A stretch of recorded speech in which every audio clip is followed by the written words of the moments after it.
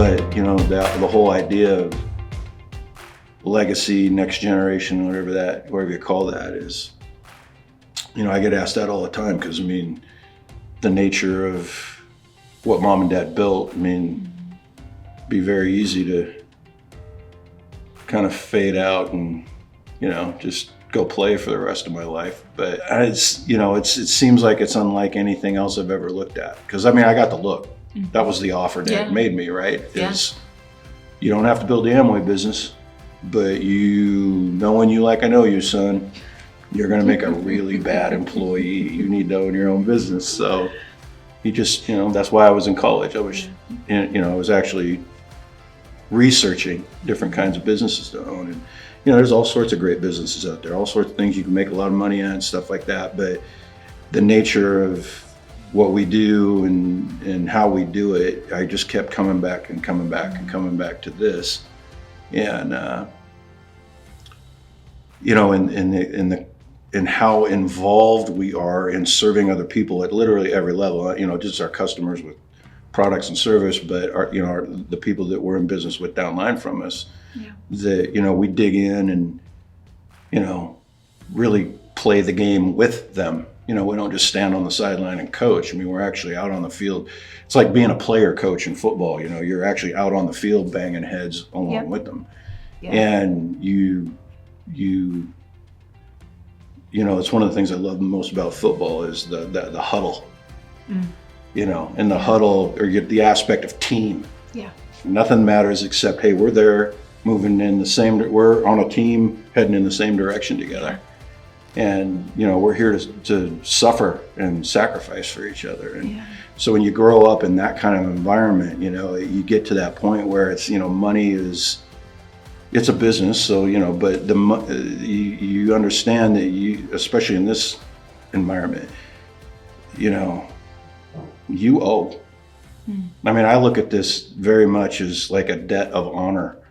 You know, it's, you know, so, and I you know, I'm hopeful that that's the way our kids see it is, man, this has given me opportunities and experiences there's no way I could get anywhere else. And so I was blessed, and like you say all the time, blessed to be a blessing, right? So, you know. You know, when you talk about, you know, something like legacy, and I love how you also mention that there are seasons of our lives, right? And I think there's also seasons of life in something like a business. You know, especially something that can be passed on from a parent to a child and continued, like with our family's business. And so the season of life that, you know, that a legacy business is in, sometimes it becomes this timeline that another person, like a new IBO, would look at and say, you know, I want to have that in the future for my children and their children. But we're already at that point of being at that point on the timeline. And one of the things that struck me about legacy was the transference of values. It's not just a transference of wealth or a transference of percentages of business ownership, or do you know what I mean? It's character is not a birthright. No, oh gosh, no, for sure. And that transference of values was crystal clear to me when I was working with your mom on the book True North, because that was a way for me to see how the values or the DNA of your mom and dad in their formative time with their Amway business, and then in terms of worldwide too, their DNA, they invested it. I mean, that was blood, sweat, and tears. And I got to see it firsthand. You did. Unlike, you know, and that's one of the things that was so cool is growing up in that environment and seeing it. Like, you know, you don't really get to see a lot of what your parents do if they work downtown in an office, if they're even if they own their own thing. You know, they're trying not to bring it home. You know, but when the business is in the home, there's not a lot of hiding going on, you know. That's a holistic lifestyle. That is a holistic, as holistic as it gets, man.